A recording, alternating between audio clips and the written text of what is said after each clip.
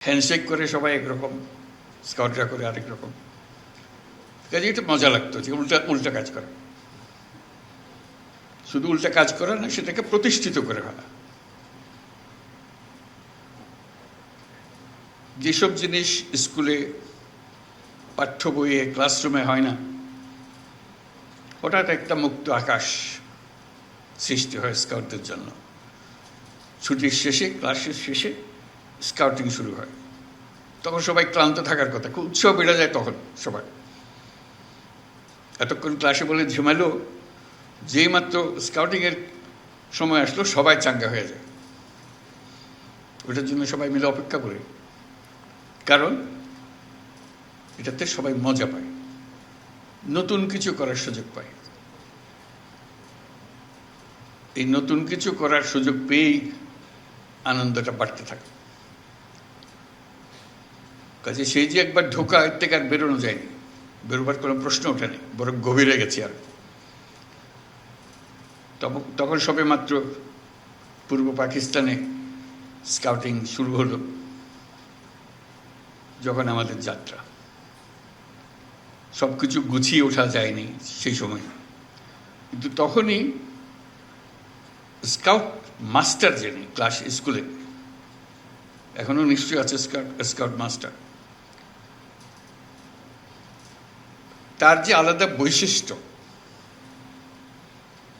তার প্রতি তার ছাত্রদের যে যোগাযোগ এবং তার যে নেতৃত্ব,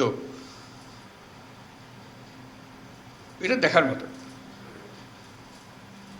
তখনকার সারা পূর্ব পাকিস্তানে কোন স্কুলের স্কাউট মাস্টার সবচেয়ে ভালো, এটা আমরা বসে আলাপ করতাম। যেহেতু র্যালিতে সবাইকে একত্রে পাওয়া গেছে, তখন প্রাদেশিক র্যালি হতো, তখন স্কাউট মাস্টারদের দেখা যেত, তাদের গৌরব, তাদের নেতৃত্ব। একটার পর একটা পৃথিবী উন্মোচনের পালা। তো সেটারই কাহিনী নিয়ে যে বইয়ের কথা বললো একটু আগে, যে দৈনন্দিন রোজ নামচা লিখতাম যে আজকে কী করলাম। সিদ্ধান্ত হলো, খুব মজার সিদ্ধান্ত, তখন সবে মাত্র এয়ারলাইন এক দেশ থেকে এক দেশে উড়ে যাচ্ছে, খরচ সাংঘাতিক বেশি। আসার পথে আমরা প্লেনে আসলাম, ক্যানাডা না, পুরোটা না, আধা পথ প্লেনে গেলাম, বাকিটা অত পয়সা দিয়ে যাওয়া যাচ্ছে না, স্কাউট কমিটির অত টাকা নাই। তা আমাদেরকে জাহাজে করে নিয়ে গেল, লন্ডন থেকে নিউ ইয়র্ক জাহাজে। এটা হওয়ার কথা ছিল আফসোস করার, কিন্তু হয়ে গেল আনন্দের। এই সমুদ্র যাত্রা, বিরাট আটলান্টিক পাড়ের আওয়াজ, বাচ্চা বাচ্চা ছেলে, পুরো জাহাজ মাতিয়ে ফেললো এই কজন ছেলে। আমরা যাচ্ছি, কিন্তু পুরো জাহাজের নিয়ন্ত্রণ এই বাচ্চাগুলোর হাতে চলে আসলো, গানে বাজনায় উৎসাহে ফুর্তিতে। আসার পথেও আবার নিউ ইয়র্ক থেকে লন্ডন পর্যন্ত জাহাজে। ওই যে বললাম টাকার টানাটানি, স্কাউটদের এত টাকা নেই প্লেনের টিকিট করার জন্য।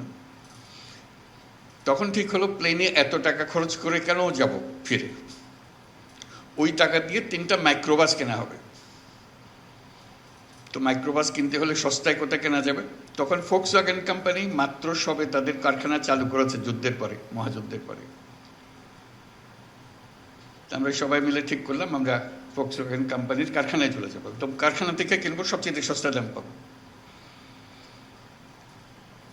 এই 3 মাইক্রোবাসে চড়ে এই কয় বাচ্চা সারা ইউরোপে ড্রাইভ করে পাকিস্তান পর্যন্ত ফিরে আসা, এই হলো পরিকল্পনা, টাকা বাঁচানোর জন্য।